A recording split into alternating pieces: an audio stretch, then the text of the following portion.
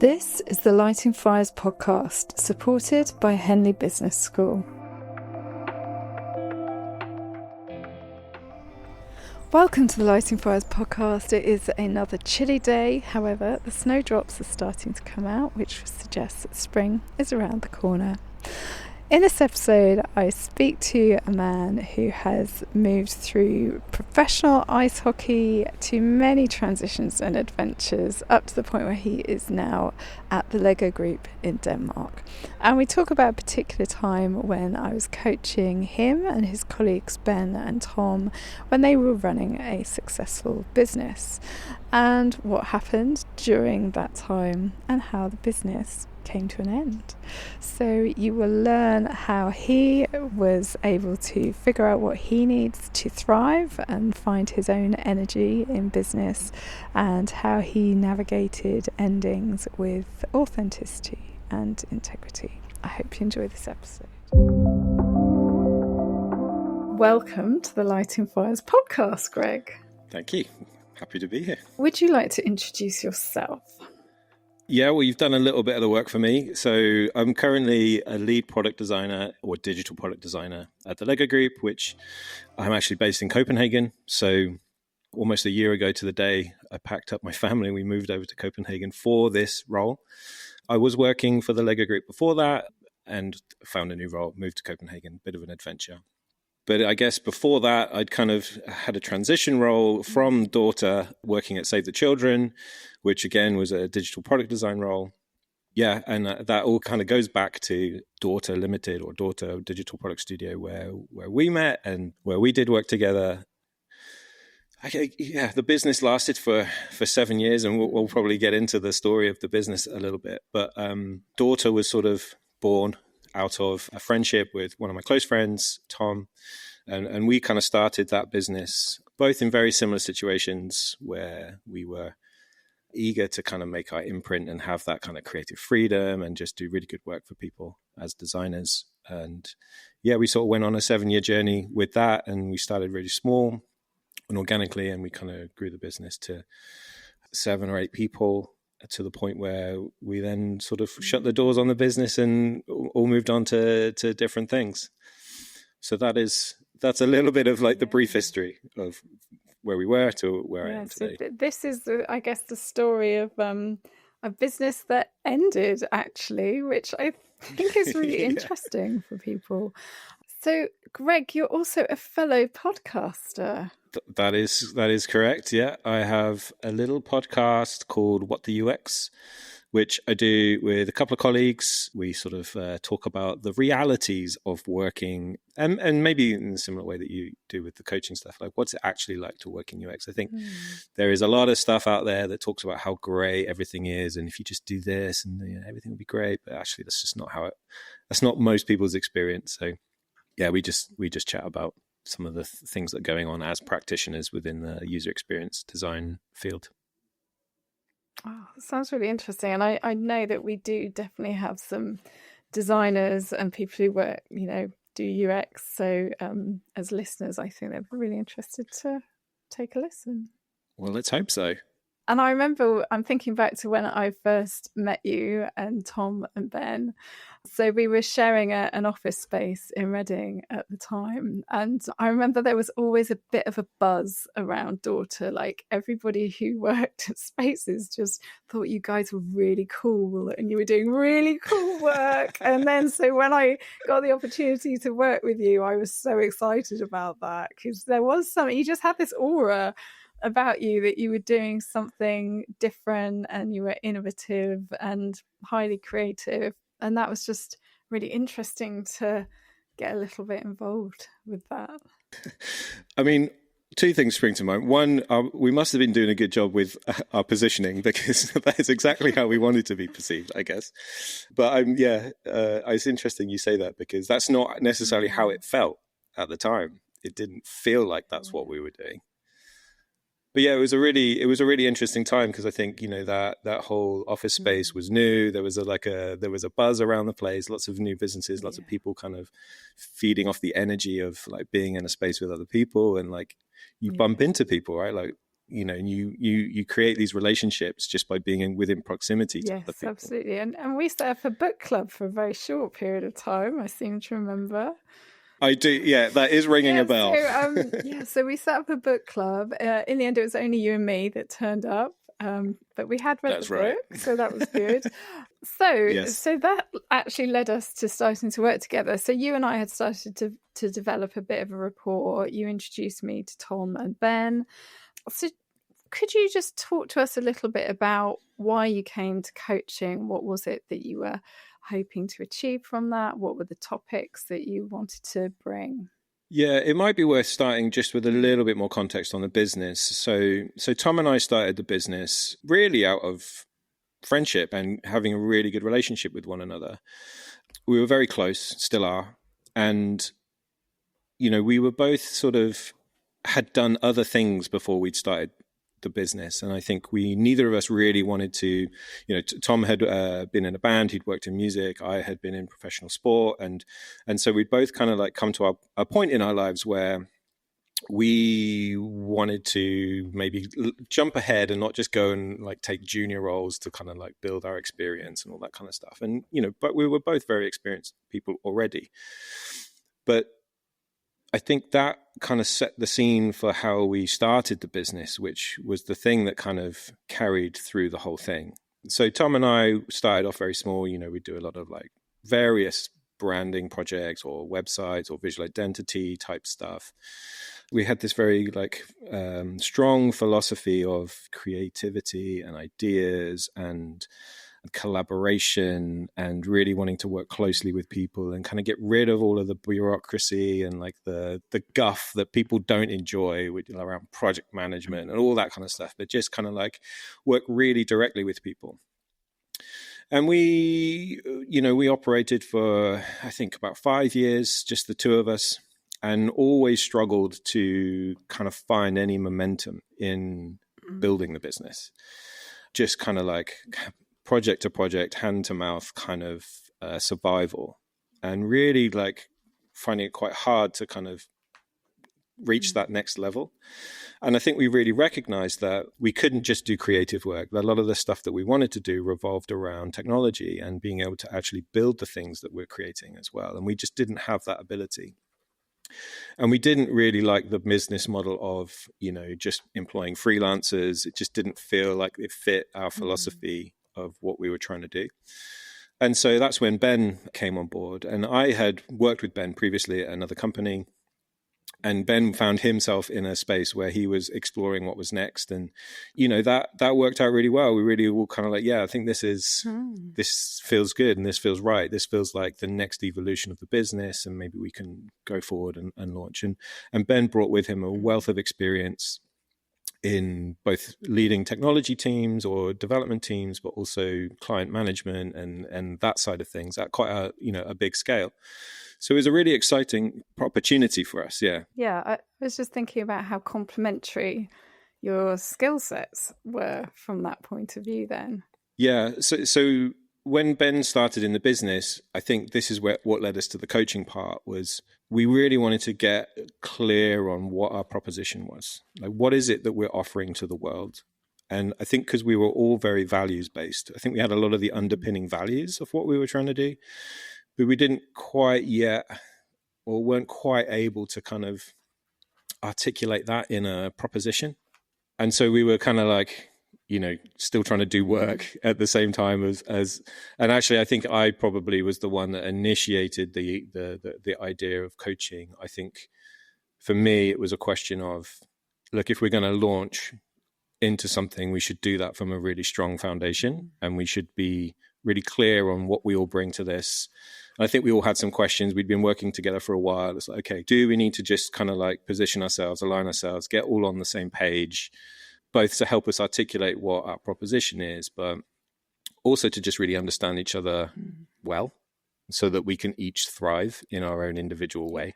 Yeah, thank you. Yeah, that feels very familiar in terms of why you came to coaching, and I remember you sending me a document which was called A Little Bit About Daughter, and there was this actually beautifully articulated piece around what you were all about, and there was a real focus on 5 principles that you had put together about how you kind of go about doing business. So it felt like we had the foundations of the coaching work in place, but it was kind of taking you forward then, like you say, with the proposition, but also something around having clearer roles for each of you in the business. It felt like that was really important, and kind of getting clear on a vision of where you wanted to get to together.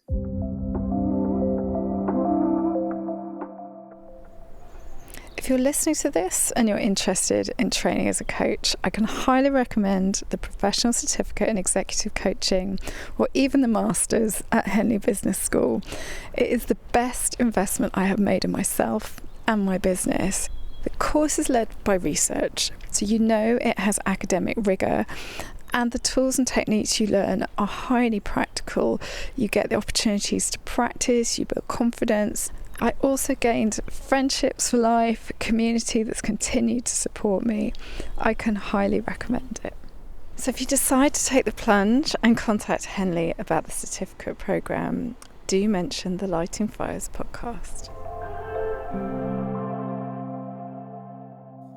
So talk to me a bit about your recollections. So what happened in the coaching? Were there kind of standout memories or moments that are interesting as you reflect back? Yeah, one of my big reflections was about the timing of it and what was going on at the time that we engaged in the coaching. And actually, it was a really quite a tricky time for us. We had taken on a really big client that had very high demands, and that was kind of pulling us in different directions, or it was putting different strains on each of us, depending on our different roles within that. And so when it came to the coaching, I think there was, and I actually, probably my reflections, I was like, I think we were probably quite difficult to work with. But there's definitely like 2 standout moments I have. One is, you got us to do a physical exercise, which we did in the corridor of this open office space.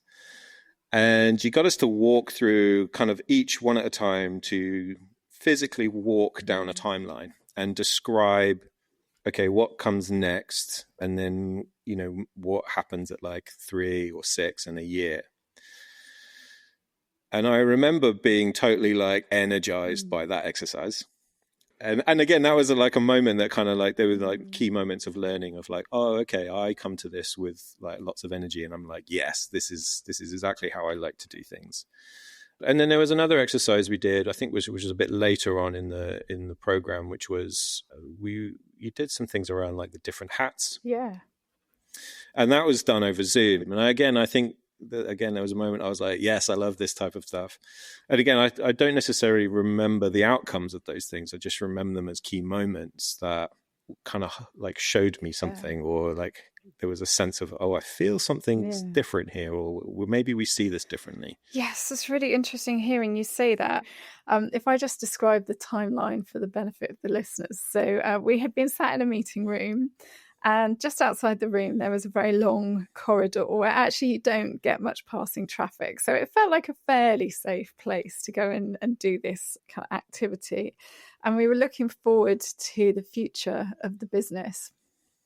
And as you described, Greg, I asked each of you to kind of take it in turns to walk along this timeline. And the reason that a timeline can be very effective is that we all have a different relationship with time. And it can be really helpful to think about a vision and use all our representational systems. So kind of visually think about where we're going and try and picture that in our mind. But then we can also bring it to life with auditory elements. So what we might see and then hear people saying, or ourselves saying, or the noises around us in this future vision.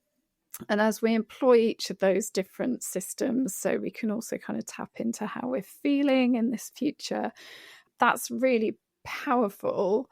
And it almost tricks your mind, because once you imagine something's happened, there's something that kind of synchronizes in the brain, and the brain actually thinks that this is possible because it's experienced this vision almost as a memory.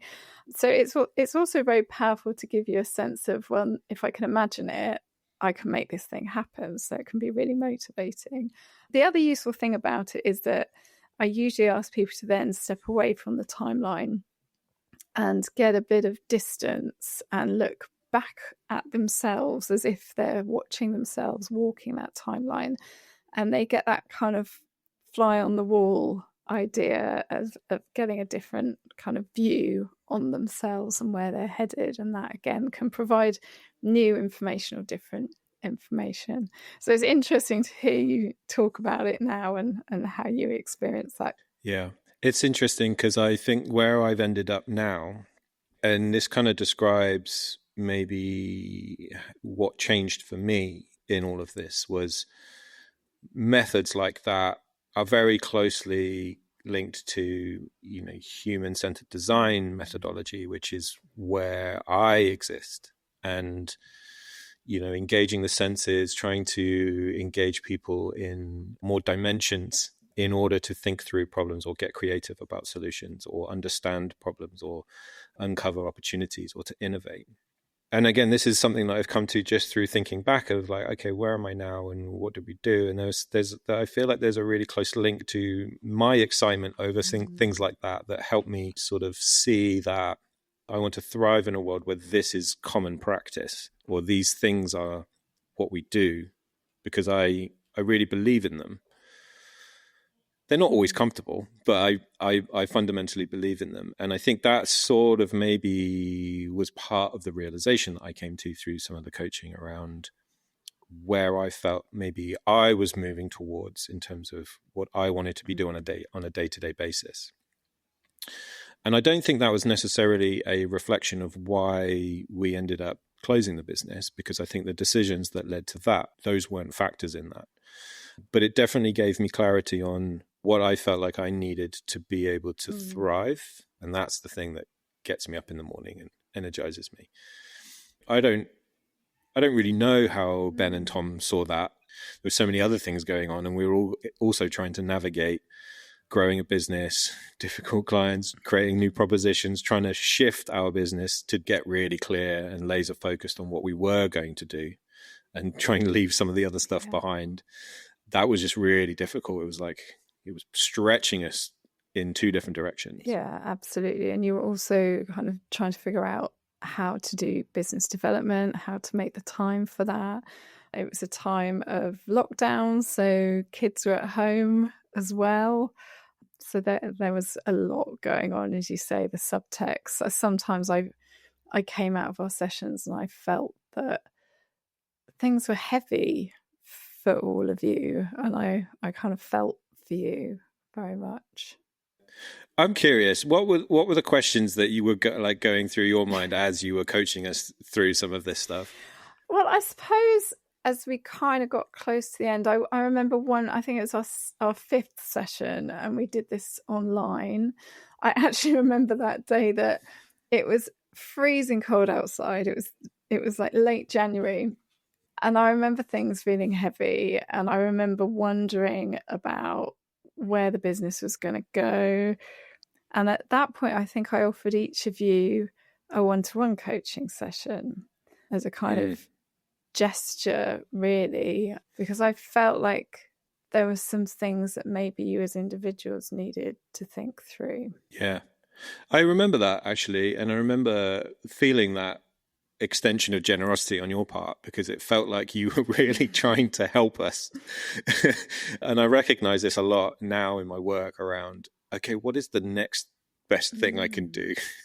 You have your plan, and then you kind of go, well, the plan is the plan, but what is the next best thing you need to do? And sometimes it's not what the plan is telling you.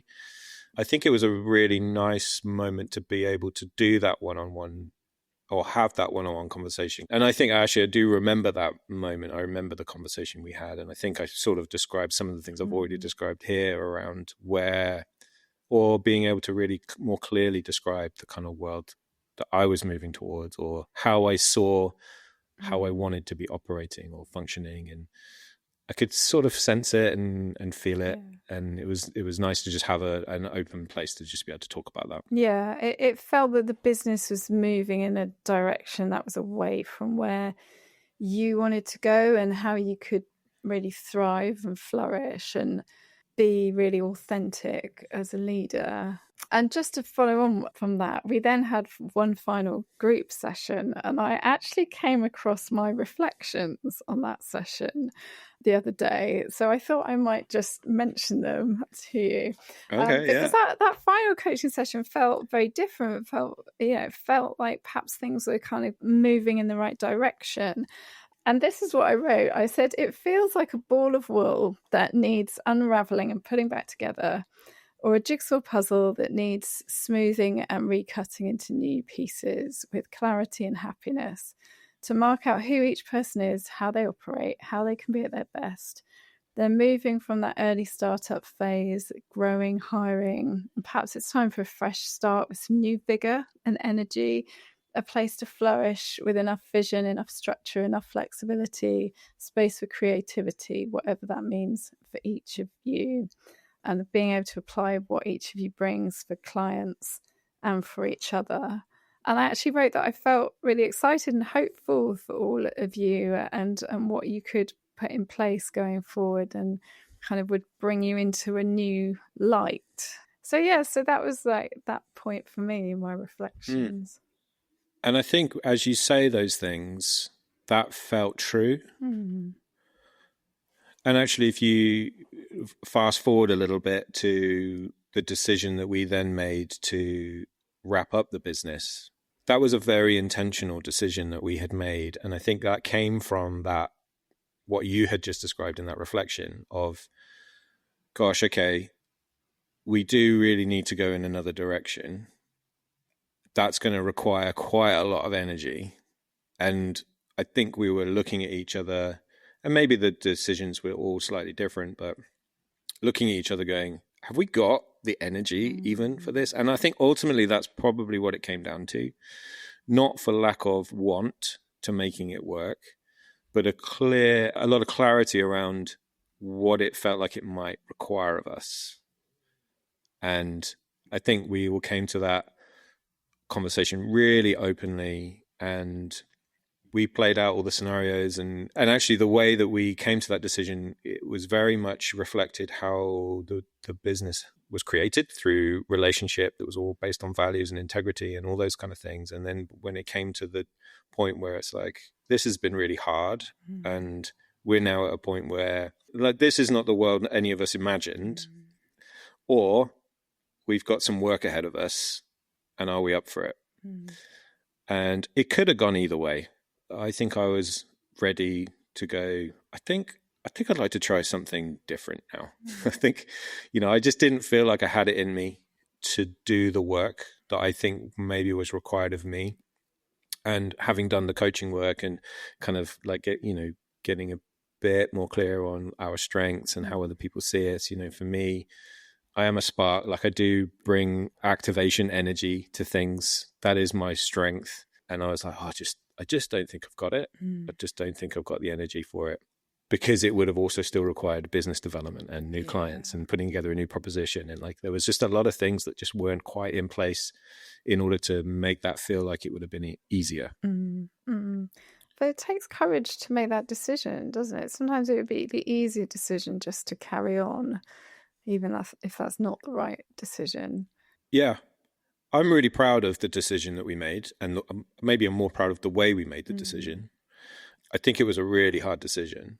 I mean, we had employees at the time, and that was the hardest part of that. For us, it was an easy decision, but the impact of the decision on others, that's the bit that you really kind of like catches you by breath, catches your breath and you go, oh, okay, we've got to like face into this and bring some bad news. Yeah. And actually, I've experienced that myself when I was working in the corporate world.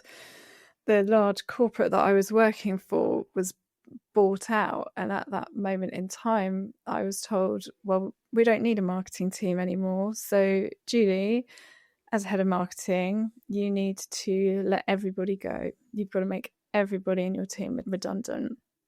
So that was around 30 to 40 people, plus I had to let go of all the marketing agencies that were working for us.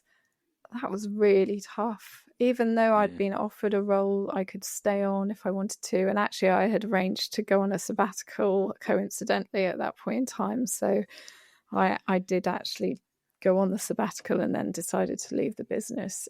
But that was one of the hardest things I've ever had to do in my career, is breaking that news to people, seeing the impact it had on them.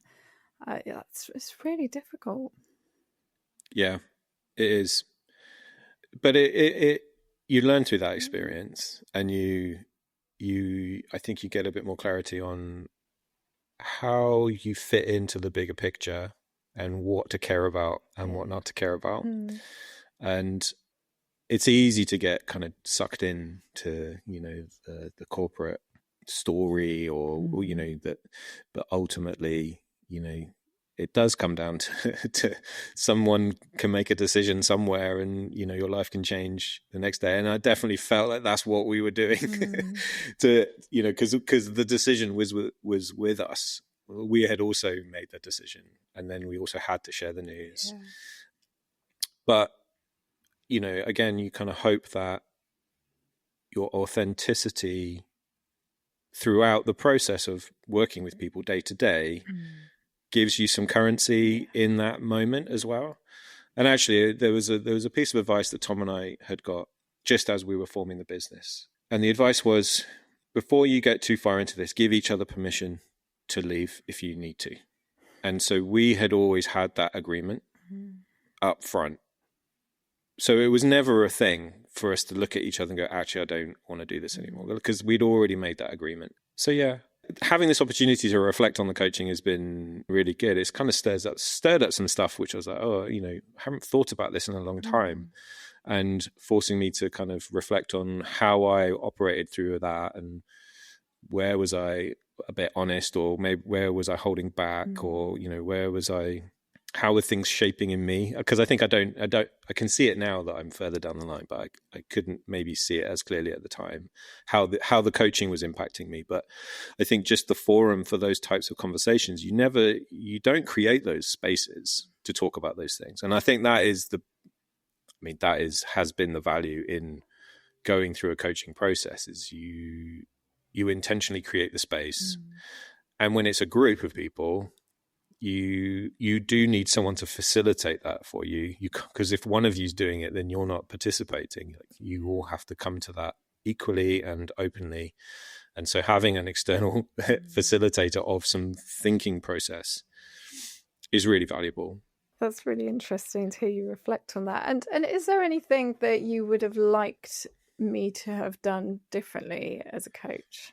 I don't think so. I think one of my reflections on the process itself was that, as you've described, we'd kind of, like, through the 6 coaching sessions, we'd kind of arrived at this point where, it was almost like you kind of like got us through the desert into a place of where the ground was just like a little bit fertile.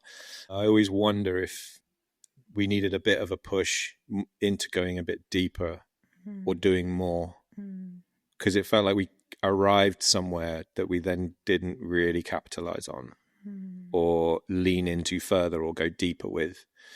It took a while for us to kind of like navigate through what we actually, or the conversations that we needed to have, all the things that were showing up for each of us and where those tension points were. And it's always, it's always a tricky situation, isn't it? Like, because it's where you want the relationship to, because it's also a commercial relationship. But actually, I think what we needed was maybe to keep going a bit more and have that kind of like support through shaping it and, for that next phase. But I also look back and think, would we have even gone for that? Yeah. No, that's interesting. I think we might have briefly talked about whether we continued at that point.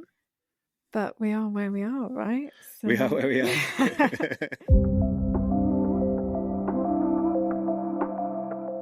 Are you feeling stuck and need some help moving forwards?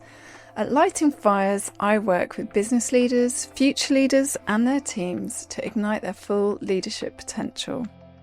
Whether you're a business owner or leading in an organisation, we can work together to create a programme tailored to your priorities. Throughout our coaching together, I see my clients' confidence and capabilities grow as they gain a greater understanding of how they work, learn to make quicker decisions, and develop a vision for their role and a plan on how to get there.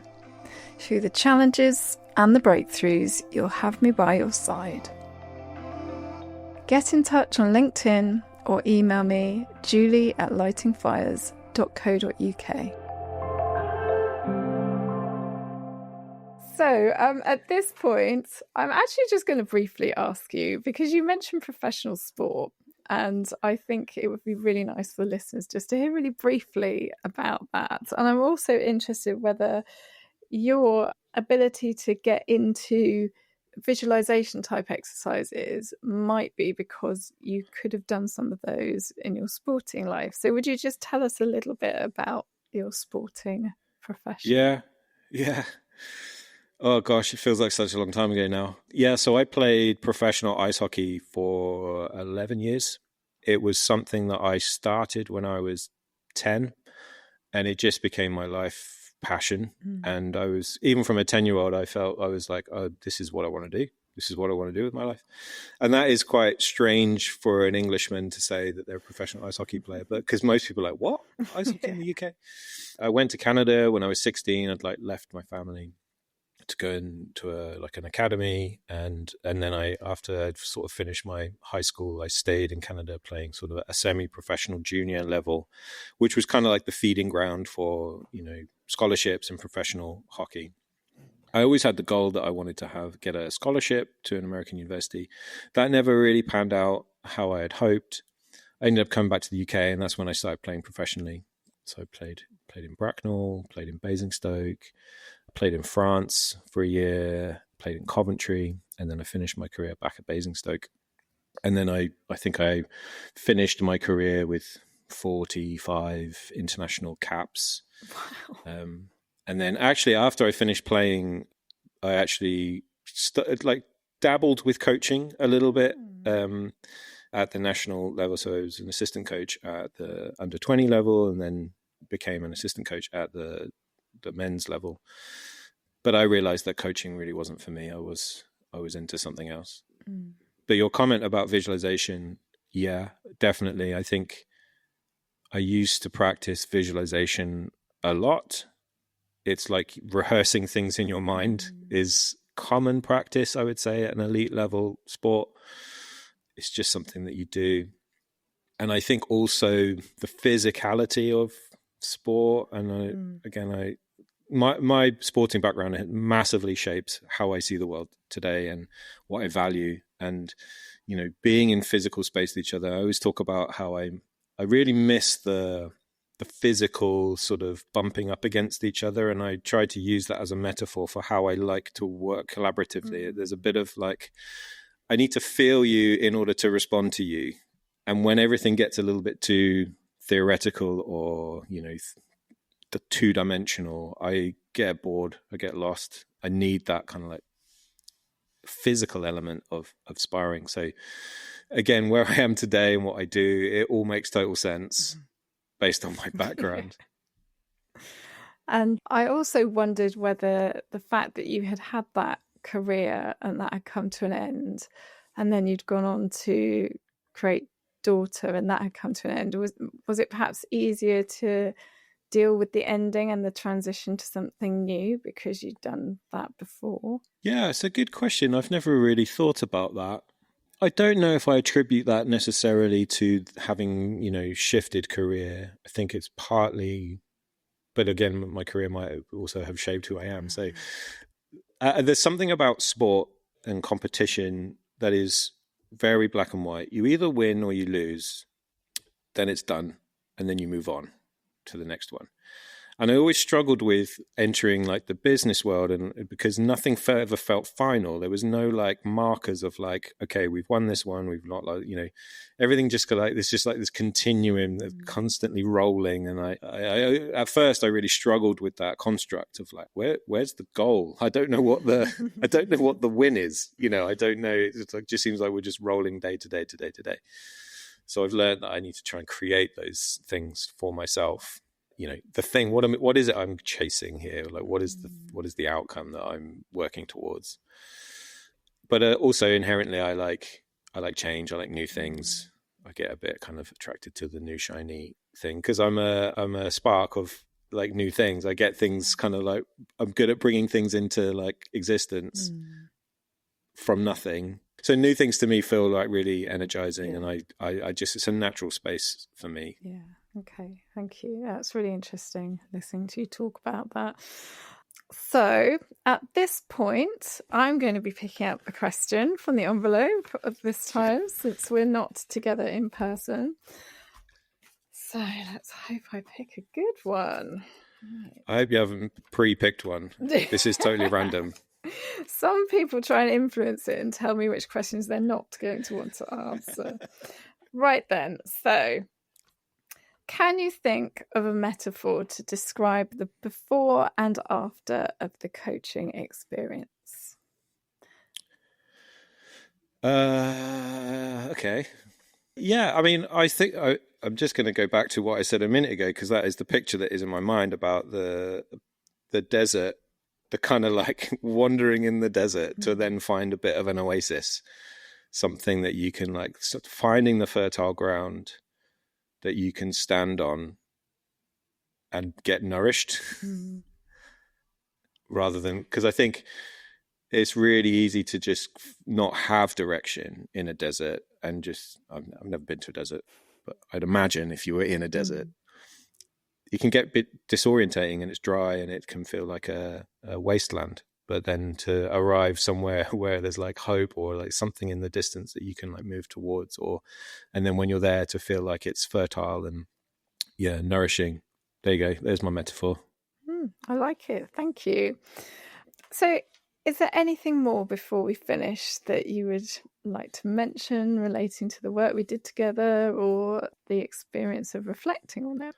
No, I just think it's really nice that the coaching was a while ago and we had sort of kept in touch a little bit afterwards, and as things changed, I remember us catching up for coffee, and when I told you, actually we've decided to like stop, shut down the business.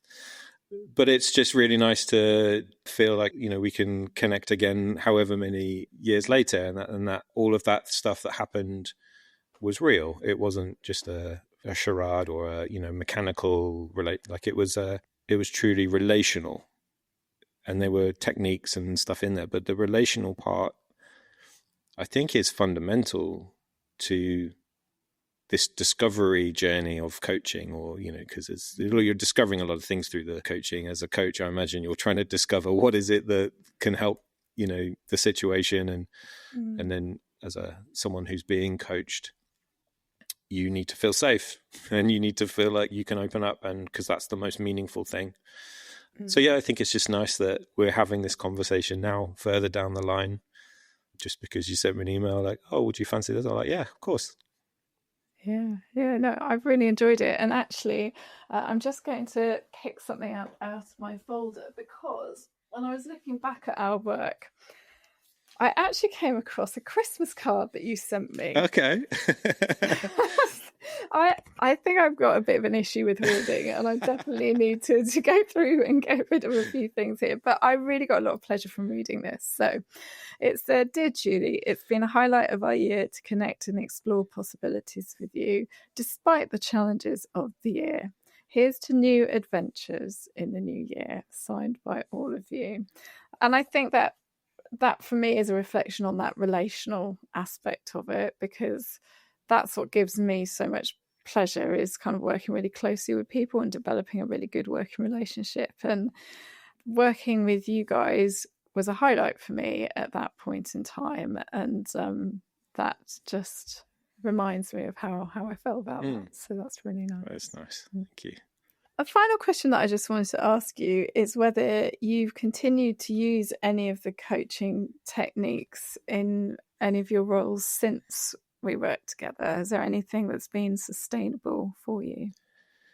I think I've mentioned it a couple of times already about this sort of how I see myself around, being activating energy. And I think that was definitely something that came out through the coaching. And I think I was thinking back, did I know that about myself at the time? I think maybe I had a sense of it, but I wasn't so clear on that's what I bring. And then the more I've said that out loud, I've noticed that people also recognize that in me. So it's kind of confirmed that within me. So I'm more assured about that.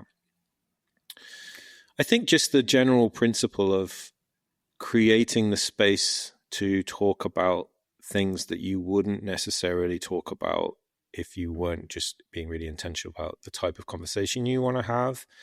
And I think using that in the context of teams and, it's the stuff around the work in many ways that maybe just an awareness and paying attention to the other dynamics, the other things that might be happening around a specific piece of work, or, what's the subtext of this situation, or things like that.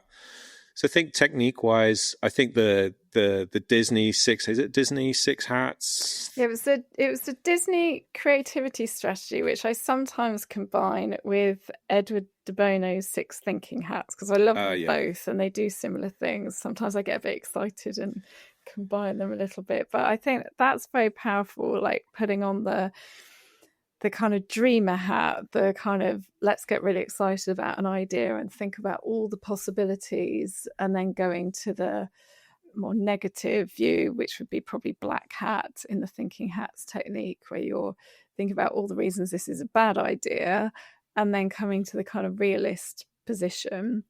And from a kind of neurolinguistic programming point of view, the reason that's really useful is that usually in our working lives, we'll have an idea, but we'll quite often go straight to all the reasons why we can't do something or shouldn't do something. We think so fast that we don't pause to just sit in those different spaces for long enough to think, actually, maybe this is a really good idea, but I can't go full throttle on it. It wouldn't work in the kind of the dreamer point of view, but adding a bit of realism to it, maybe we should try it. So yeah, I do remember doing that. Yeah, and actually you're reminding me of it, but I have definitely used the sort of the principles of that in my design work around, just getting really clear with people about what I'm asking them to do. Sometimes the space is to like, we don't care about whether what we're talking about can be done. We just want to imagine. And I have definitely like done sometimes as an icebreaker, but sometimes as a like just this like sense check, or like get a gauge of like, are people engaged? Like, so like go and find a hat and to wear. And so today we're going to wear the hat, and we're going to be, it's almost like we're going to be different people. We're going to think about in this way whilst we're wearing the hat as a little cue. And they're just, I probably use them in a more fun kind of way without the knowledge and the science behind it. But yeah, I guess like even just the physicality of things, again, that like it's interesting that things I remember through the process are the things that I like to or want to do more of in my own work. So maybe that says something as well.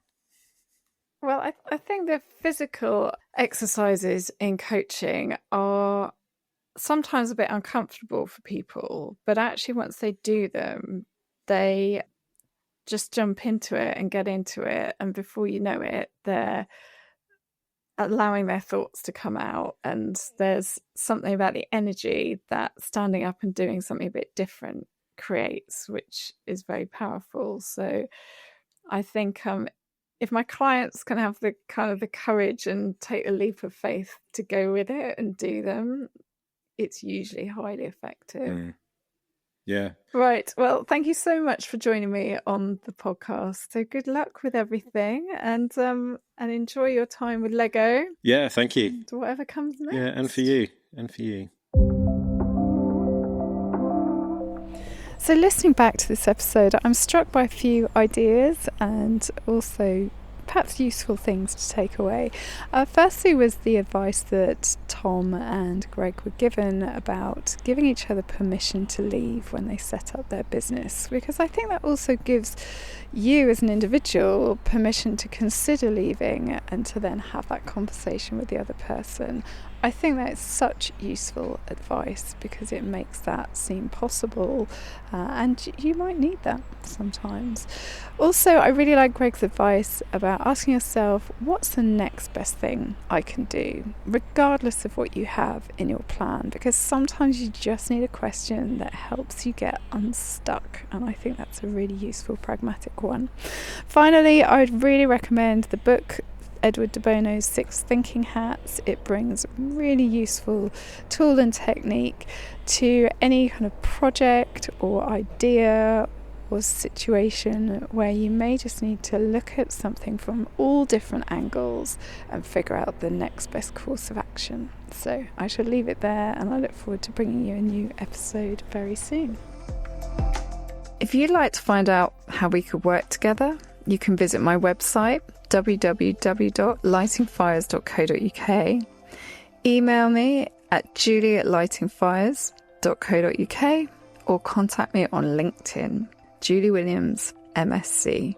If you found this podcast helpful, please leave a 5-star rating so others just like you can find me and benefit from these stories.